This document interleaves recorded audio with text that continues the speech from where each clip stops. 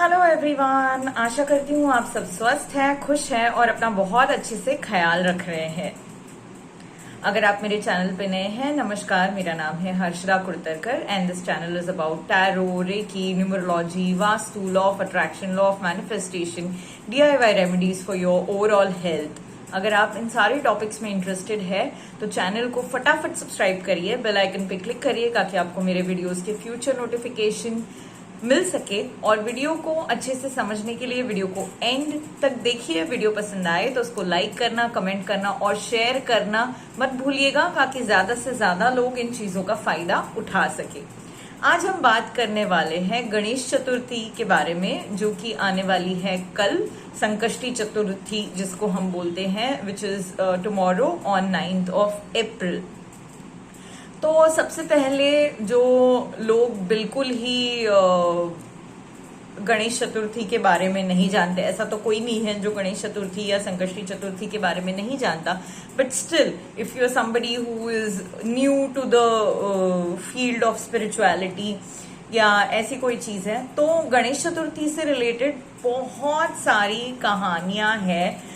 संकष्टी चतुर्थी से रिलेटेड इस दिन अगर आप फास्ट करते हो तो that is very good for your body, as it is fasting is good for body as well as it works for your wish manifestation in a fast way. Ganpati ji, जिनको हम विघ्नहर्ता बोलते हैं, ये आपकी लाइफ से सारे विघ्न हटा देते हैं। ये बुद्धि के देवता है, ये सिद्धि के देवता है। तो सबसे पहले तो आज मैं आपको दो कहानियां सुनाने वाली हूँ गणेश चतुर्थी से related, and then I will also share कि आज के दिन लाइक टुमारो गणेश चतुर्थी के दिन आप क्या क्या कर सकते हैं आपके विशेस को मैनिफेस्ट करने के लिए। तो देखिए, गणेश चतुर्थी से रिलेटेड आपको इंटरनेट पे बहुत सारी कहानियां मिल जाएंगी, बहुत सारी मान्यता है। तो उसमें से जो पहली आज मैं आपको कहानी सुनाने वाली हूँ वो है कुबेर देवता की कहानी।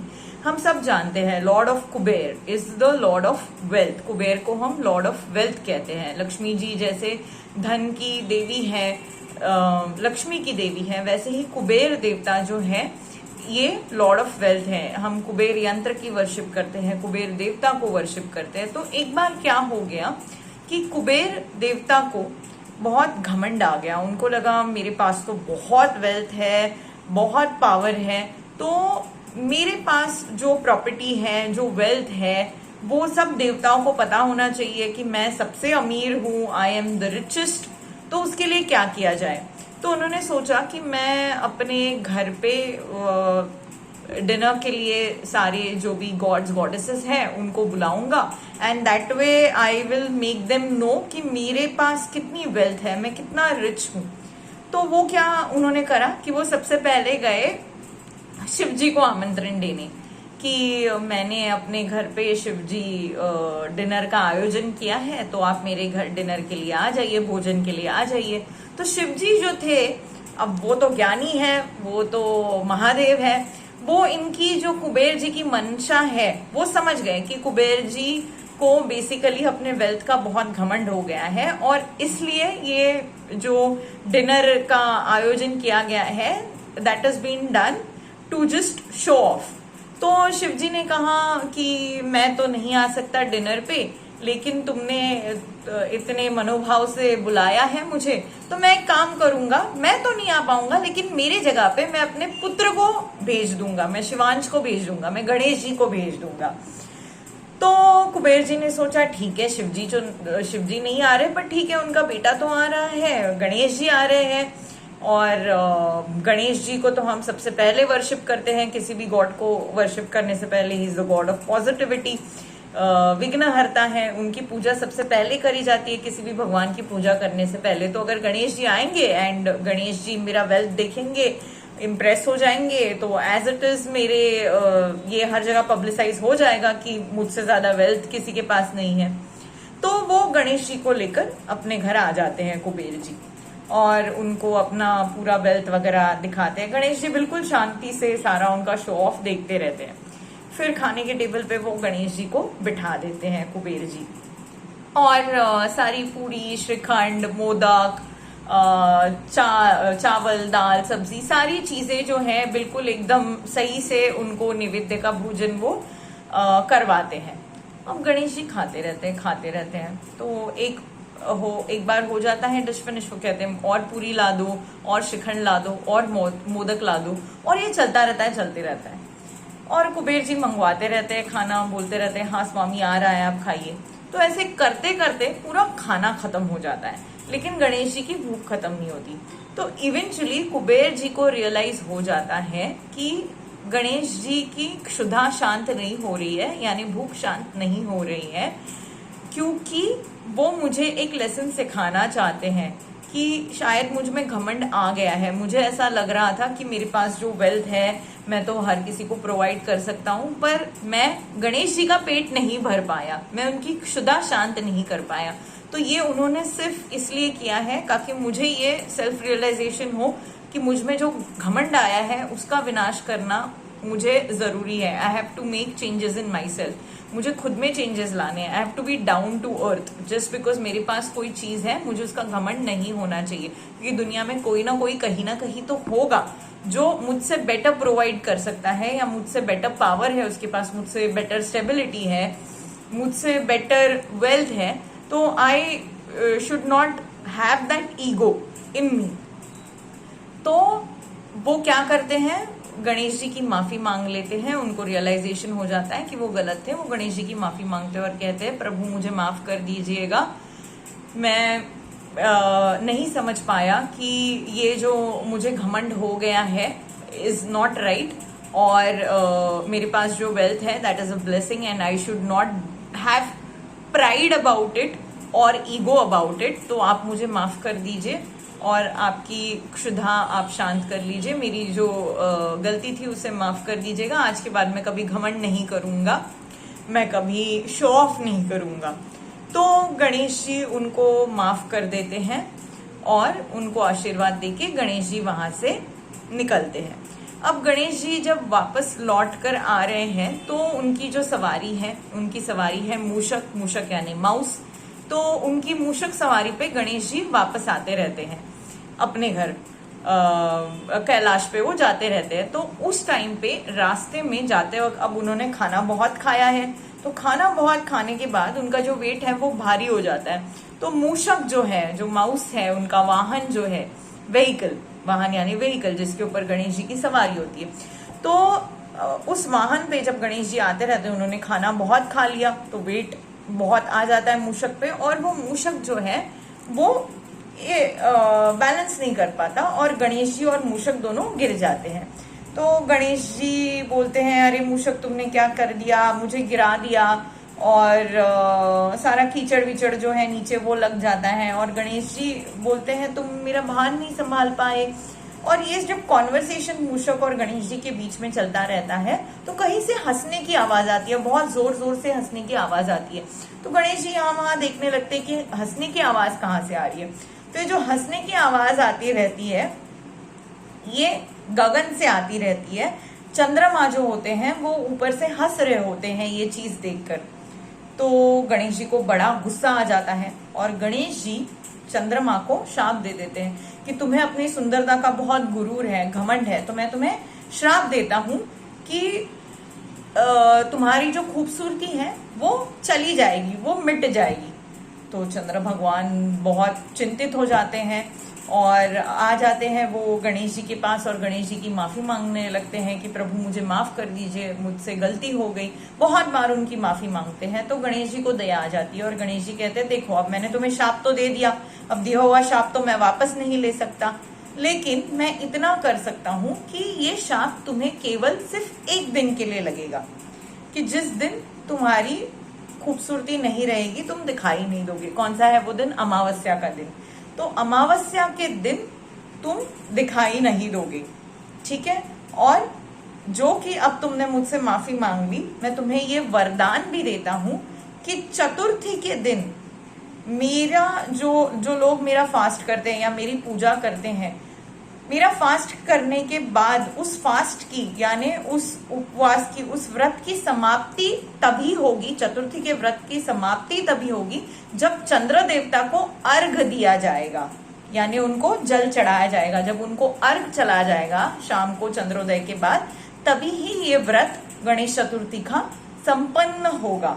लेकिन जो कि मैंने तुम्हें शाप दिया है, इस वजह से चंद्र को अर्घ तो देना है चतुर्थी के दिन, लेकिन जो इंसान चतुर्थी के दिन तुम्हें देख लेगा वो कलंकित हो जाएगा, यानी उसको कोई ना कोई कलंक लग जाएगा, दोष लग जाएगा।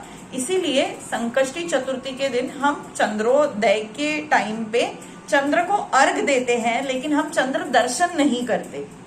ठीक है, तो ये एक कहानी है जो गणेश चतुर्थी से जुड़ी हुई है। इसी से रिलेटेड दूसरी कहानी ये है कि एक बार शिवजी और पार्वती माता चौरस या चौपड़ जो भी आप कहते हैं, जिसको लूडो कहा जाता है, तो वो लूडो खेल रहे थे नदी किनारे बैठकर।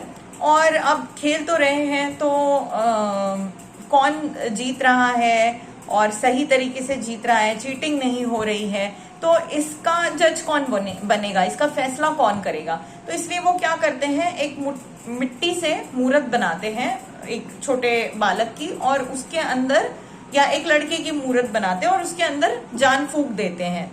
तो उस लड़के को कहते हैं कि हम दोनों लूडो खेलने वाले हैं, चौपड़ खेलने वाले हैं, या चौरस जो भी आपके यहाँ बोला जाता है, बेसिकली इट्स लूडो।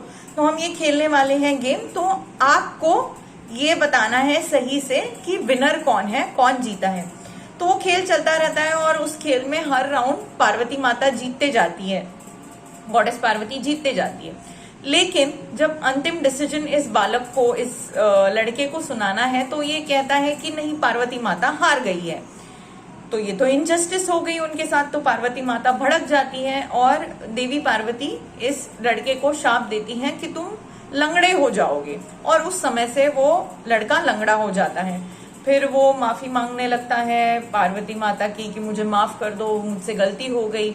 अब देवी माँ कहती है कि देखो, अब मैंने तुम्हें शाप तो दे दिया, अब दिया हुआ शाप मैं वापस नहीं ले सकती, लेकिन तुम एक काम कर सकते हो कि तुम संकष्टी चतुर्थी का व्रत कर सकते हो। अगर ये व्रत तुम करते हो तो ये जो तुम्हारा लंगड़ापन है वो चला जाएगा, इस व्रत से तुम्हें फल प्राप्ति होगी। और उनको व्रत की विधि जो है वो पार्वती माता समझा देती है। फिर ये जो बालक है ये गणेश चतुर्थी का व्रत करने लगता है, और ये व्रत करने के बाद कॉन्स्टेंटली, मतलब हर चतुर्थी के दिन वो ये व्रत करते रहता है संकष्टी चतुर्थी का, और बहुत डेडिकेशन के साथ करता है।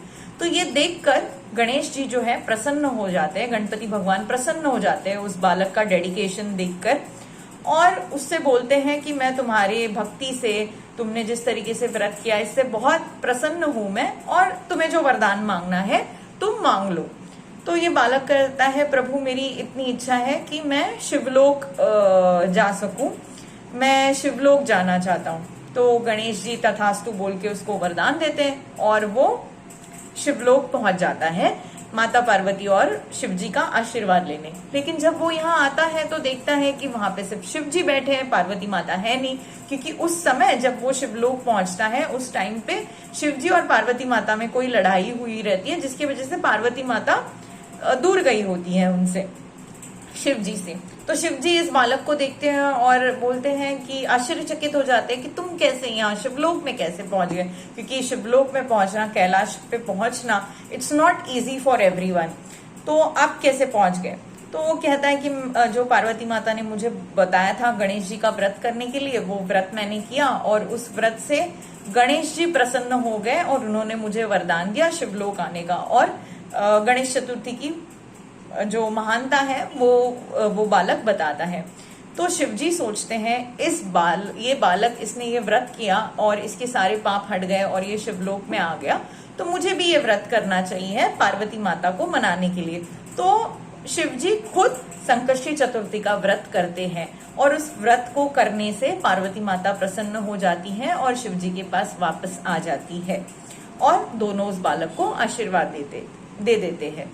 तो ये दूसरी कहानी है जो कि गणेश चतुर्थी की, संकष्टी चतुर्थी की मैंने आपको कहानी बताई। इस व्रत को करने से सारे जो आपके लाइफ के प्रॉब्लम्स हैं, जो विघ्न हैं, वो दूर हो जाते हैं। बुद्धि की प्राप्ति होती है, सिद्धि की प्राप्ति होती है, यानी इंटेलिजेंस प्राप्त होता है, आपकी ग्रास्पिंग पावर बढ़ती है, आपका पढ़ाई में मन लगता है। लेकिन ऐसा नहीं है कि सिर्फ गणेश जी की पूजा करी आपने, और मैं ये स्पेशली स्टूडेंट्स के लिए बता रही हूँ, बच्चों के लिए बता रही हूँ कि सिर्फ गणेश जी की पूजा करी और हो गया, मैं तो गणेश जी का भक्त हूँ, मैं पूजा करता हूँ तो मुझे बुद्धि मिल जाएगी, गणेश जी आके मेरा पेपर लिखेंगे। ऐसे नहीं है, आपको मेहनत करनी पड़ेगी। There is no substitute for hard work, but yes, Ganesh ji will bring luck to you if there are any problems which you are facing. पढ़ाई में मन नहीं लग रहा है, रिमेम्बरेंस पावर वीक है, ग्रास्पिंग पावर वीक है, तो इन सारी चीजों में गणेश जी आपको मदद करेंगे कि आपका पढ़ाई में मन लगे, कोई विघ्न ना आए उस टाइम पे, कोई डिस्टर्बेंस ना आए, आपका पढ़ाई में अच्छे से मन लगे, आपने जो पढ़ा है वो आपको अच्छे से याद रहे, आपका IQ लेवल बढ़े। इन सारी चीजों में गणेश जी आपको हेल्प कर सकते हैं, लेकिन मेहनत आपको खुद से करनी पड़ेगी। अब जो गणेश चतुर्थी का व्रत करने वाले हैं, पहले मैं बता दूं जो लोग व्रत करने वाले हैं, फिर जो फास्टिंग नहीं भी करने वाले हैं उनके लिए भी मैं चीजें बताऊंगी। तो दोस्त who are going to fast tomorrow, और जो नहीं भी करने वाले आप भी सुन लीजिए, उसमें से आप फास्टिंग स्किप कर सकते हैं, बाकी सारी चीजें आप कर सकते हैं। तो आपको सुबह क्या करना है, सबसे पहले आपको ब्रह्म मुहूर्त पे उठना है। ब्रह्म मुहूर्त पे उठ के आपको, ब्रह्म मुहूर्त यानी सुबह 3:45 से लेके 6 बजे के बीच में आपको उठना है सुबह।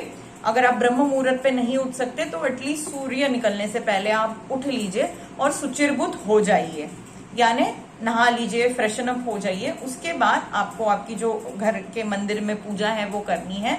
एक चौरंग पे आप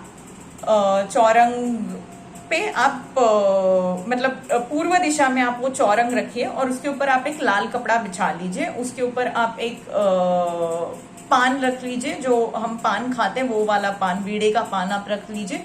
उसके ऊपर चावल, सुपारी और गणेश जी की मूर्ति रख लीजिए, उसकी पूजा करिएगा।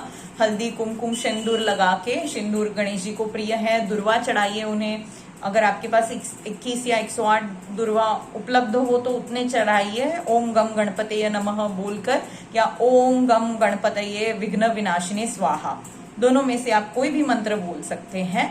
और आपको 21 या 108 दुर्वा चढ़ानी है। अगर आपके पास इतनी दुर्वा नहीं है, एक ही दुर्वा अगर आपको मिलती है, तो आप क्या करेंगे, वो एक दुर्वा लेकर ही हाथ में आप माला लेंगे। अगर आप 108 बार कर रहे हैं तो एक दुर्वा लेकर ही आप करेंगे, ओ टच करेंगे गणपति के हेड को, दुर्वा वहां पर रखेंगे नहीं, वापस ले लेंगे हाथ में। ऐसा आप 21 टाइम्स करेंगे या 108 टाइम्स करेंगे, और जो लास्ट टाइम है उस टाइम पे आप दुर्वा सर पे रख देंगे। अगर आप ये एक दुर्वा से करें, फॉर एग्जाम्पल ओम गम गणपतये नमः, दुर्वा लगाया सर पे, वापस ले लिया। ओम गम गणपतये नमः, दुर्वा लगाया सर पे, वापस ले लिया। This you will do 21 times और 108 टाइम्स। अगर आपको दुर्वा मिली ही नहीं, अगर आप किसी ऐसे पार्ट में हो जहां पे आपको दुर्वा नहीं मिल रही, तो आप मानस पूजा से भी दुर्वा अर्पण कर सकते हो। मानस पूजा यानी you have to imagine, you have to visualise that you are giving this दुर्वा टू गणेश जी, ठीक है, आप उनको अर्पण कर रहे हो।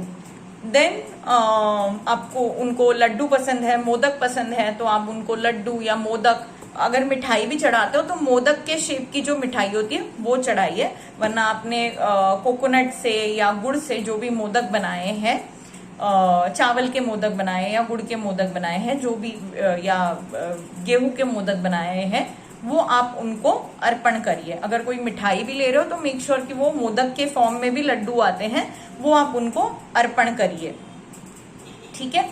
तो आपने उनकी पूजा कर ली, नॉर्मल पूजा करनी है, दुर्वा अर्पण करना है, धूप दीप अगरबत्ती दिखानी है, मोदक चढ़ाने हैं, उनको चढ़ावा दिखाना है, नैवेद्य दिखाना है। और आप पूरे दिन भर में साबूदाने की खिचड़ी या फल आहार कर सकते हो। अगर आप फास्ट करो तो आप फल खा सकते हो, साबूदाने की खिचड़ी खा सकते हो। भगर नहीं खाना है आपको, you can not eat bhagar, you can eat any fruit, you can eat sabudana, you are not suppose to eat bhagar, ठीक है। अब भगर को क्या बोलते हैं, मराठी वर्ड है भगर, हिंदी में क्या बोलते हैं या इंग्लिश में क्या बोलते हैं I don't know, you can Google it. भगर एक तरीके का प्रकार होता है, रवे जैसा होता है, जो सूजी होता है वैसा होता है, तो भगर आप नहीं खा सकते। Other than that sabudana and फल आप खा सकते हो अगर आप फास्ट कर रहे हो। तो ये फास्ट कब खत्म होगा? चंद्र दर्शन के बाद, चंद्रोदय के बाद। लेकिन जैसे कि मैंने कहानी में बताया कि गणेश जी ने बोला है कि आज के दिन जो तुम्हें देखेगा वो कलंकित हो जाएगा, आपको दोष लगेगा। तो आपको चंद्र भगवान को देखना नहीं है, आपको चंद्र भगवान को अर्घ अर्पण करना है। लेकिन चंद्रोदय के बाद आप चंद्र भगवान को अर्घ अर्पण करके आपका फास्ट जो है ब्रेक करेंगे, but you will not look at the moon, आप सिर्फ अर्घ अर्पण करोगे, ठीक है। ये करके आप आपका फास्ट ब्रेक कर सकते हो। जो लोग फास्ट नहीं कर रहे हैं, आप नॉर्मल दाल चावल सब्जी जो भी खा रहे हो खाओ, जो भी आप खा रहे हो सिर्फ आप जब खाने वाले हो उसके पहले नैवेद्य आप गणेश जी को दिखा दो। देखिए जनरली तो आप कभी भी, आप फास्ट कर रहे हो नहीं कर रहे हो, नॉर्मल डे पे भी आप जो खाना बनाते हो वो सबसे पहले, अगर आप घर पे हो तो वो सबसे पहले खाना आप भगवान जी को दिखा दो, नैवेद्य दिखा दो और फिर वो खाना खाओ। It is always good for your health, ठीक है। और बाकी आपको आज के दिन मतलब गणेश चतुर्थी के दिन आपको अथर्व शीर्ष बोलना है। आपको गणेश जी का जो स्तोत्र है, प्रणम्य शिरसा देवम गौरी पुत्रम विनायकम भक्तावासम स्वने नित्यम आयुर कामार्थ सिद्धे, पूरा जो स्तोत्र है वो आप संस्कृत में बोलिए, हिंदी में बोलिए, मराठी में बोलिए, इंग्लिश में भी उसका ट्रांसलेशन अवेलेबल है। सो यू से गणपति स्तोत्र 1 time in the morning, 1 time in the evening. Ganesh मंदिर आप जाओ, अगर जा रहे हो वहां पे आपको दुर्वा मिले, आप दुर्वा और मोदक गणेश जी को अर्पण करो। और आपको एक माला करनी है, ओम गम गणपतये विघ्न विनाशिने स्वाहा, ओम गम गणपतये विघ्न विनाशिने स्वाहा। मैं डिस्क्रिप्शन बॉक्स में आपको मंत्र दे दूंगी। इस मंत्र के उच्चारण से आपके लाइफ में जो भी विघ्न है वो गणेश जी हर लेंगे, यानी उनका विनाश कर लेंगे, कोई प्रॉब्लम्स नहीं आएंगे आपके लाइफ में। And believe me, it is the most effective मंत्र। हम सारे भगवान की पूजा करने से भी पहले गणेश जी की पूजा करते हैं। क्यों? Because he is the Lord of positivity. ये सारे जो विघ्न है वो हटा देता है। इनफैक्ट इवन तंत्र साधना में, जो लोग तंत्र को जानते हैं, तंत्र साधना का फॉर्म है अघोरा गणपति, अघोरी गणपति, यानी Ganpati in the Aghori form. तो उसकी भी जब वर्शिप की जाती है ना, उससे पहले भी गणेश जी को ही आह्वान किया जाता है। Aghori Ganpati is the violent fierce form of Ganpati. उनकी भी वर्शिप करने से पहले हम गणपति जी का आह्वान करते हैं। तो गणपति जी वो फियर्स फॉर्म से निकल के अपने जो पॉजिटिव ऑरा वाले फॉर्म में आ जाते हैं वो, और वो आके उस अघोरी गणपति के पूजा होने से पहले भी जो विघ्न है उसको हटा देते हैं। So it is that effective. इसीलिए गणपति को हम किसी भी काम को शुरू करने से पहले उनको वर्शिप किया जाता है। बुद्धि की देवता है, इंटेलिजेंस की देवता है, प्रॉस्पेरिटी की देवता है। ऐसी कोई चीज नहीं है जो गणेश जी आपको नहीं दे सकते। आप सच्चे मन से, इनोसेंस से उनकी पूजा करिए, उन तक आपकी भक्ति जरूर पहुंचती है। तो आपको क्या क्या करना है? गणेश जी के मंत्र का ओम गम गणपतये नमः का जाप करना है। ओम गम गणपतये विघ्न विनाशिनी स्वाहा, इसका जाप करना है आपको, एक माला। पूजा कैसी करनी है वो मैंने आपको बता दी। फास्ट कर रहे हैं तो कैसे करना है, दैट ऑल्सो हैव कवर्ड। अगर इससे रिलेटेड आपको कोई भी और क्वेश्चन हो तो आप मुझे डिस्क्रिप्शन बॉक्स में जरूर पूछ सकते हैं। और जो मैंने आपको कहानियां सुनाई वो आप आपके बच्चों को या आपके रिलेटेड आसपास जो भी छोटे बच्चे हैं उनको सुनाइए, ताकि उनको भी बचपन से ये चीजें पता चले, उसके पीछे की कहानियां पता चले। देखिए माइथोलॉजिकल स्टोरी ना सिर्फ ऐसे ना समझिए कि this are just mythological stories. These are stories which are meant for you to understand and take a message from it and improvise on your life. जैसे कि सागर मंथन की जो शिव जी की स्टोरी है फॉर एग्जाम्पल, तो सागर मंथन यानी क्या है? आप खुद के अंदर मंथन करो, आपके अंदर की नेगेटिविटी को निकालो। आप ही के अंदर अमृत है, आप ही के अंदर विष है। तो कौन से गुण को, सत्व गुण को, तम गुण को, रज गुण को, कौन से गुण को आप ज्यादा प्राधान्य देना चाहते हो? आप आपके अंदर की पॉजिटिविटी बढ़ाना चाहते हो, नेगेटिविटी का मंथन करना चाहते हो, या नेगेटिविटी बढ़ाना चाहते हो? That is up to you. So all this mythological stories have some message. So tell these stories to your kids, explain them the message or show them the video if you want to. आप उनको सिर्फ कहानियां तक का जो video है वो दिखाइए, बाकी का जो प्रोसीजर है वो स्किप कर दीजिएगा, वो व्रत का प्रोसीजर आपके लिए है। बट छोटे बच्चों को भी, इनफैक्ट जब आप गणेश जी का अभिषेक करेंगे, कल आप पूजा के टाइम पे जब गणेश जी का अभिषेक करते हैं तो वो जो पानी है, वो अभिषेक किया हुआ पानी आप छोटे बच्चों को पिला दीजिए। अगर छोटे बच्चे नहीं है तो आप खुद वो पानी पी लीजिए। अभिषेक का पानी पीना is always good for your health, also it helps for your spiritual awakening. That's it for today. Do not forget to like, comment and share this video, and do not forget also to subscribe to the channel. जो नए subscribers हैं उनके लिए बोल रही हूँ, channel को subscribe करना मत भूलिएगा। And take care of yourself and wish you all in advance a very happy and prosperous Ganesh Chaturthi.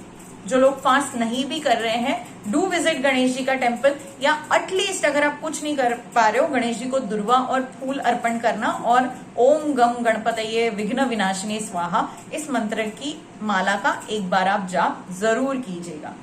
Take care of yourself.